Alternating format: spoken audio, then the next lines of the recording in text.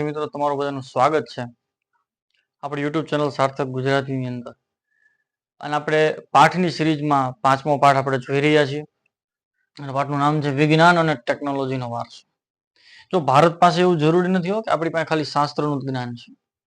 આપણી પાસે શાસ્ત્રનું જ્ઞાન છે, ટેકનોલોજીનું જ્ઞાન છે, અતિ આધુનિક જ્ઞાન પણ આપણે ધરાવતા હતા, પહેલા પણ ધરાવતા હતા અને હજી પણ ધરાવીએ છીએ. પણ કહેવાય ને કે એ જ્ઞાનને કોઈ દી છે ને ક્રેડિટ ન મળ્યું. અને ક્રેડિટ ન મળવાના કારણે આપણે ક્યારે ભારત દેશ આપણી જે છે કહી શકાય ને પ્રગતિની અંદર હિસ્સો ન બની શક્યા. એટલે આપણી પાસે બધું જ જ્ઞાન હતું, બરોબર. મહાભારતની અંદર જે છે એ લાઈવ ટીવી જે છે દેખાડવામાં આવ્યું હતું ધૃતરાષ્ટ્રજીનું, બરોબર. એ સમયે લાઈવ થતું હતું, બરોબર છે. આપણી પાસે બ્રહ્માસ્ત્ર નામનું વેપન હતું જેને આપણે અત્યારે અણુબોમ્બ કહી શકીએ અથવા પરમાણુ બોમ્બ, પરમાણુ શસ્ત્ર કહી શકીએ. એટલે આપણી પાસે બધું છે જ ત્યાં. પણ એ જ્ઞાન કંઈક ને કંઈક અંશે, એનું નામ અલગ છે બસ ખાલી, બાકી છે એ જ જ્ઞાન જે અત્યારની ટેકનોલોજી પાસે છે, બરોબર છે. અત્યારે આપણે એક જગ્યાએથી બીજી જગ્યાએ વાત કરીએ છીએ ફોન દ્વારા. પહેલાને ટેલિપેથી કહેવામાં આવતું, મનથી મન સુધીના સંદેશો પહોંચાડવામાં ઋષિ મુનિઓ સફળતા હતી હાંસલ. તો આવા તો અનેક કિસ્સાઓ છે જેની અંદર તમને ઘણા બધા કિસ્સાઓ જોવા પણ મળતા હોય છે, બરોબર છે. હવે હું તમને અહીંયા જે ચર્ચા આપણે કરવી છે, આના પહેલાના લેક્ચરમાં વિદ્યાર્થી મિત્રો તમને થોડો ઘણો લાઇટિંગનો પ્રોબ્લેમ રહેતો હોય છે, એટલે લાઇટિંગનો પ્રોબ્લેમ દૂર કરી દીધો છે આ વખતે. ધાતુ વિદ્યા વિશે આપણે ભણી ગયા, રસાયણ વિદ્યા વિશે પણ આપણે ભણી ગયા, ભારતની અંદર વૈદિક વિદ્યા અને શિલ્પ ચિકિત્સા વિશે પણ આપણે ભણી ગયા, ગણિત શાસ્ત્ર વિશે પણ બહુ સરસ ભણ્યા. અને એક નામ આપણે બહુ વારાઘડી લેતા હતા, એ તો આર્યભટ્ટ.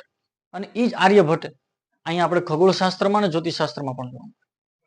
ઘણા વિદ્યાર્થીઓનો થતું હોય સાહેબ જ્યોતિષશાસ્ત્ર એટલે શું, ખગોળશાસ્ત્ર એટલે શું? તો ટૂંકમાં તમને બેનો અર્થ કહું તો ઘણા જ્યોતિષી જે છે તમને નવું વર્ષ શરૂ થાય એટલે કેલેન્ડરમાં આવે કે આ વર્ષ આવું જશે, આ વર્ષમાં આવું બનશે, આ રાશિમાં આવું બનશે, આ રાશિમાં આવું બનશે.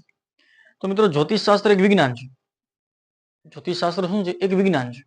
પણ સારા અને પરફેક્ટ ભણી ગણીને વ્યવસ્થિત થયેલા હોય એવા જ્યોતિષશાસ્ત્રી એ પરફેક્ટ જે છે ભવિષ્યવાણી કરી શકે છે, ન કરી શકે એવું નથી. એમ વિજ્ઞાનની અંદર કોઈ હવે સમજી લો કે કોઈને પ્રયોગ કરતા ન આવડતો અને પ્રયોગ ઊંધો કરી નાખે તો પછી નિષ્ફળ જાય ને પ્રયોગ. તો એવું જ્યોતિષશાસ્ત્રમાં છે. જો જ્યોતિષશાસ્ત્રનું સંપૂર્ણ નોલેજ કોઈ વ્યક્તિ પાસે હોય તો 100% એમાં એને જે છે ભવિષ્યવાણી કરવામાં સફળતા મળે, બરોબર. એટલે ઘણા તમે જોજો હાથમાં રિંગ પહેરતા હશે કે મંગળ ગ્રહ નડે કે બુદ્ધ ગ્રહ નડે છે. એ બધું છે એ વિજ્ઞાન છે ભાઈ. એ બધું શું છે તો કે વિજ્ઞાન છે. એટલે આ વસ્તુ મગજમાં રાખજો. જ્યોતિષશાસ્ત્ર અને ખગોળશાસ્ત્ર બંને, ખગોળશાસ્ત્ર તો વિજ્ઞાન છે જ તે, પણ સાથે સાથે જ્યોતિષશાસ્ત્ર પણ શું છે તો એક વિજ્ઞાન છે. ચાલો હવે અહીંયા આપણે સમજવાનું છે સાહેબ ઈ કે ખગોળશાસ્ત્ર અને જ્યોતિષશાસ્ત્રનો પ્રશ્ન પૂછાય તો મિત્રો આપણને 10મા ધોરણની અંદર 3 માર્કનો પ્રશ્ન પણ પૂછાઈ શકે છે. આની અંદર હું વારા ઘડી 3-4 માર્કનો જ કહીશ, કેમ કે મારા દ્રષ્ટિકોણથી આમાં 3 માર્કનો પ્રશ્ન પૂછાય છે, ઘણી બધી વખત પૂછાય છે. તો કેટલા મુદ્દા લખો તો અહીંયા બોર્ડ ઉપર આપણે મુદ્દા લખ્યા છે. પહેલો મુદ્દો જોઈએ કે જ્યોતિષ શાસ્ત્રોમાં સૌથી પ્રાચીન શાસ્ત્ર કયું છે ભાઈ? તો કે ખગોળશાસ્ત્ર એ શાસ્ત્રોમાં સૌથી પ્રાચીન શાસ્ત્ર છે, બરોબર. કેમ સાહેબ પ્રાચીન શાસ્ત્ર છે? તો કે પૃથ્વીની બહાર શું રહેલું છે પહેલેથી જ તે લોકોમાં જે છે એની જિજ્ઞાસા રહેલી છે કે આ પૃથ્વીની બહાર શું છે. ગ્રહો ઓળખવા, ગ્રહો વિશેની માહિતી, એટલે ખગોળશાસ્ત્ર પહેલેથી એક કહેવાય ને કે સરપ્રાઇઝિંગ મુવમેન્ટ તરીકે કામ કરેલું છે. એટલે યાદ રાખજો મિત્રો, શાસ્ત્રોમાં સૌથી પ્રાચીન શાસ્ત્ર ખગોળશાસ્ત્ર છે. ભારતનો પ્રથમ ઉપગ્રહ, હવે સાહેબ ઉપગ્રહ એટલે શું જોવું તો કે ભાઈ દાખલા તરીકે જે પૃથ્વી છે એની બહાર એક ગ્રહ મોકલવામાં આવે, એટલે કે સેટેલાઇટ મોકલવામાં આવે જે ભારત દેશ ઉપર હોય અને ભારત દેશ જ્યાં જ્યાં ફરતો જાય ત્યાં તેની સાથે આ ઉપગ્રહ પણ ફરતો જાય અને ભારતની બધી જ માહિતી, જીઓગ્રાફિકલ માહિતીઓ જે છે એ આપણા વૈજ્ઞાનિકોને પહોંચાડતો જાય. એટલા માટે આપણે અંબાલાલ પટેલ ઘણીવાર આગાહી કરતા હોય છે આજે વરસાદ જાદો થશે, આજે વરસાદ આમ થશે. ઘણા આપણા સાયન્ટિસ્ટો રિસર્ચ કરતા હોય કે આ વાવાઝોડું આવે છે ને આવે છે. કઈ રીતે આવે તો કે ઉપગ્રહ દ્વારા, આપણે છોડેલો જે ઉપગ્રહ છે એના દ્વારા આપણને ખબર પડે કે ભારતની અંદર અત્યારે કઈ હાલ ક્લાઇમેટ કેવું જે છે બની રહ્યું છે, બરોબર છે. તો એને ઉપગ્રહ કહેવાય. અને આ જે ઉપગ્રહ છે એનું નામ આપણે શું રાખ્યું હતું? આર્યભટ્ટ. 500 ભટડો આવ્યો મારો બેટું ભટુડો. આર્યભટ્ટ. હવે આ આર્યભટ્ટનું નામ શું કામ આર્યભટ્ટ શું કામ એનું જ નામ રાખવામાં આવ્યું તો યાદ રાખજો મિત્રો. આના પહેલાના લેક્ચરમાં મેં કીધું હતું કે આર્યભટ્ટ ગણિત શાસ્ત્રમાં પણ ઘણું ખરું પ્રદાન આપ્યું છે. આર્યભટ્ટ શૂન્યની શોધ કરી છે. કેની શોધ કરી છે ભાઈ? શૂન્યની શોધ આર્યભટ્ટે કરી છે, બરોબર છે. એની સિવાય પણ આર્યભટ્ટે ઘણું બધું કામ કર્યું છે. એને ગણિત શાસ્ત્રના પિતા તરીકે પણ આર્યભટ્ટને ઓળખવામાં આવે છે. અને સાથે સાથે આર્યભટ્ટને ખગોળ વિજ્ઞાન ક્ષેત્રે પણ મહત્વનું યોગદાન આપ્યું છે, બરોબર છે. વિચાર કરો, એક જ વ્યક્તિ ખગોળ શાસ્ત્રમાં પણ એટલું બધું પ્રદાન આપે છે, ગણિત શાસ્ત્રમાં પણ એટલું સારું એવું પ્રદાન આપે છે, બરોબર છે. તો બંને શાસ્ત્રની અંદર આર્યભટ્ટનું પ્રદાન છે, અને એટલા માટે જ તે ભારતે પોતાના પ્રથમ ઉપગ્રહનું નામ શું રાખ્યું છે? આર્યભટ્ટ રાખ્યું છે, બરોબર છે. નકરી મારું નામ રાખવાના હતા, પણ મારું નામ ન રાખ્યું, બરોબર છે. એટલે આર્યભટ્ટ એ પ્રથમ ઉપગ્રહનું નામ રાખવાનું. ચાલો આગળ વાત કરીએ તો પૃથ્વી પોતાની ધરી પર ફરે છે, આર્યભટ્ટે એવું કીધું. આર્યભટ્ટની શોધ છે બધી ભાઈ ખગોળ ક્ષેત્રમાં, કે પૃથ્વી પોતાની ધરી ઉપર ફરે છે. ચંદ્રગ્રહણ શું કામ થાય છે?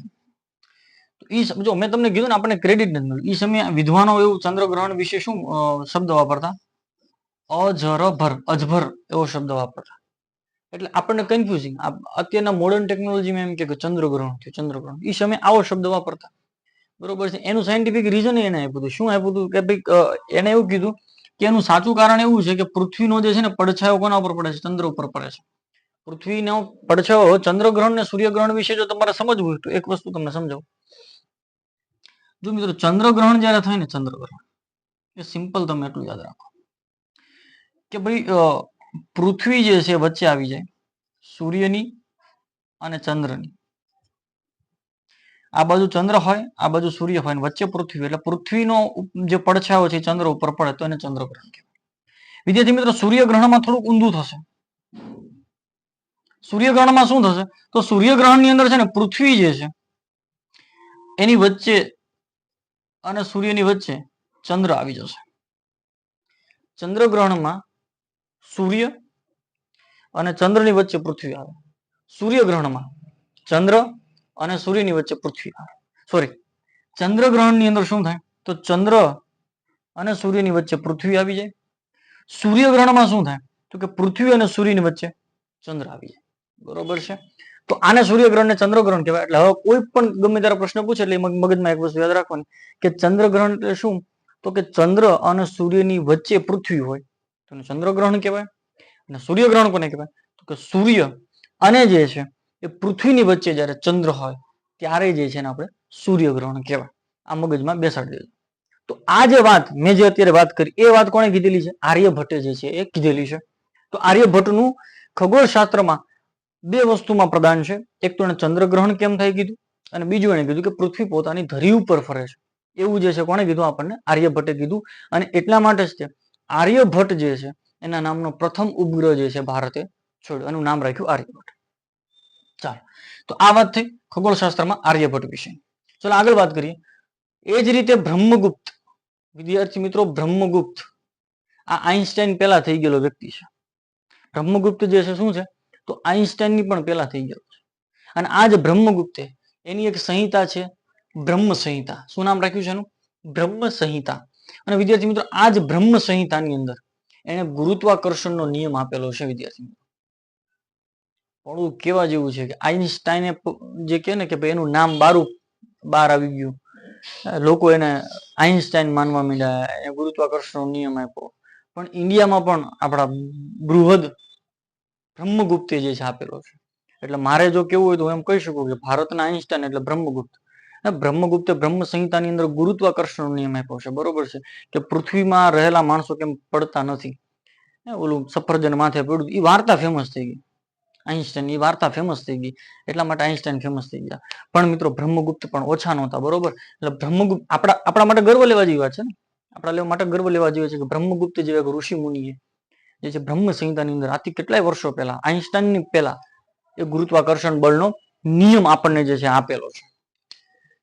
વાત કરું મિત્રો જ્યોતિષ શાસ્ત્ર ને તંત્ર હીરો. જો તંત્ર એટલે કે તમને એક વિધિ શીખવાડવામાં આવે, તમને એક સરસ મજાની વીંટી આપવામાં આવે, એ વીંટી તમારે પહેરવાની, એટલે ગ્રહની જે તમારા ઉપર દશા હોય એ દશા દૂર થઈ જાય. એ આખું એક જ્યોતિષ શાસ્ત્ર, એક આખું વિજ્ઞાન છે, બરોબર. એક આખું વિજ્ઞાન છે. સંહિતા એવા 3 ભાગમાં વહેંચવામાં આવ્યું છે. જ્યોતિષ શાસ્ત્ર ને તંત્ર, હીરો અને સંહિતા.